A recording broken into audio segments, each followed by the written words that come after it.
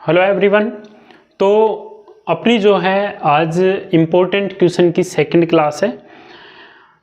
एक तरीके से देखे जाए तो प्रोटोजोआ के जो इम्पोर्टेंट क्वेश्चन हैं अपन ने वो प्रोटोजोआ की क्लासेज खत्म हुई थी उसके बाद में अपन ने देखे थे।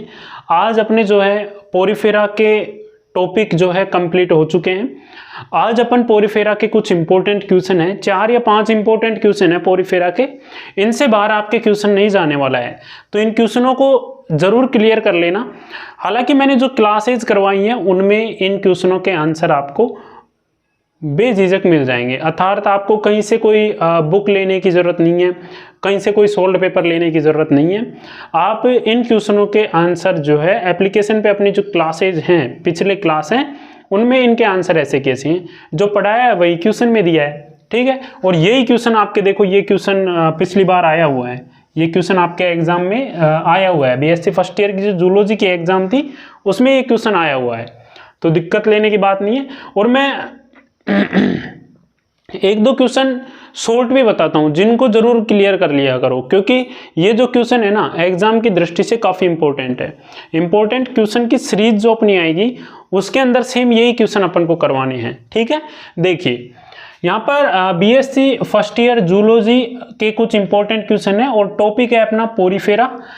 पोरिफेरा की क्लास खत्म होने के बाद में ये जो क्वेश्चन है, तो पहला क्वेश्चन है पोरिफेरा का नाम किसने दिया था। तो पोरिफेरा का नाम जो है किसने दिया था, और फिर एक सेकंड क्वेश्चन इसमें बन जाता है कि पोरिफेरा का स्पंज नाम किसने दिया था, ठीक है। दोनों क्वेश्चन है, काफी अच्छे क्वेश्चन है, इनके आंसर जो है आपको क्लासेज जो अपनी है उनके अंदर मिल जाएगा, कोई दिक्कत वाली बात आपको नहीं है। हालांकि मैं बता दूं स्पंज नाम जो है किसने दिया था, अरस्तु ने दिया था। पोरिफेरा को क्या स्पंज कहा था, किसने कहा था, अरस्तु ने कहा था। ये आपको कमेंट बॉक्स में बताना है कि पोरिफेरा का नाम किसने दिया था, ठीक है। ये देखते हैं कौन कौन स्टूडेंट कमेंट बॉक्स में बता पाते हैं। क्लास ले रहे हैं आप रेगुलर तो बता देंगे, कोई दिक्कत वाली बात नहीं है।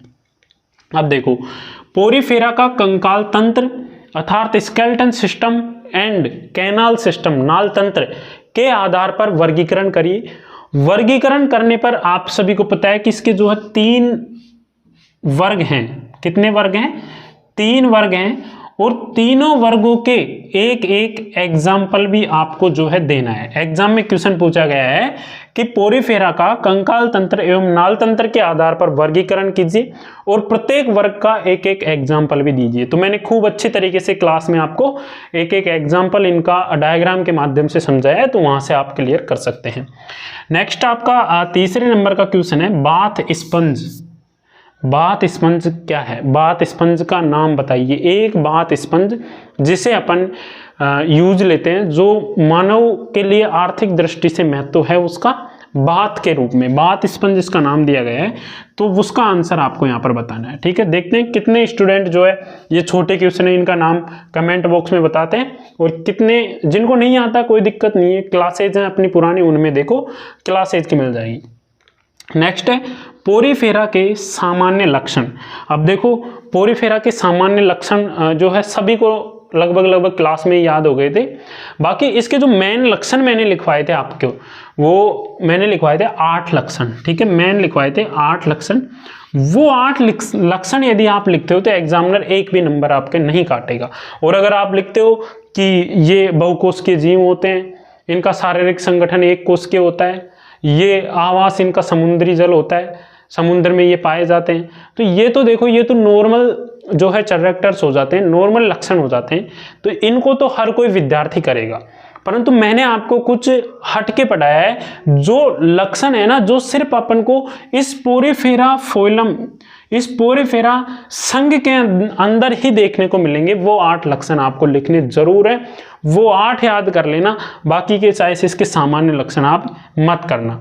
वो 8 लक्षण आप याद करते हो तो मैं गारंटी के साथ कहता हूं कि अगर ये नंबर आपके वहां पर 5 नंबर का आता है, तो यहाँ पर 5 में से अगर वो 1/2 आधा नंबर भी नहीं काटेगा, अगर ये 8 आप लिख देते हो, ठीक है।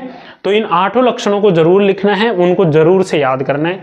क्लासेज आ रही हैं उस हिसाब से याद करो। बाकी देखो ये जो क्लासेज मैं करवा रहा हूँ आपको, ये क्लासेज लाइव नहीं है। इसका रीजन सबसे बड़ा ये है कि अपने पास इतना सेटअप अभी तक नहीं है जिससे कि मैं लाइव क्लास दे सकूं। बाकी क्लासेज आपकी 2023-24 का जो सेशन है अर्थात जो आपका न्यू सिलेबस अभी अपडेट हुआ है उसके अनुसार है, दिक्कत लेने की जरूरत नहीं है।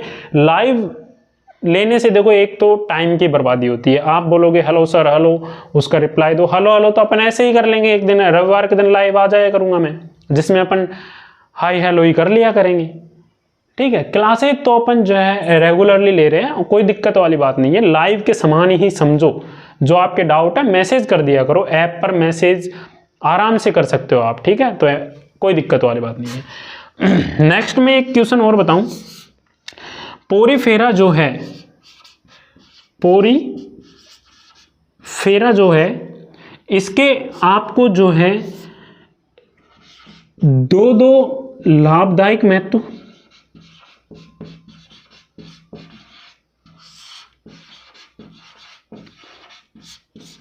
और इसके दो हानिकारक महत्व।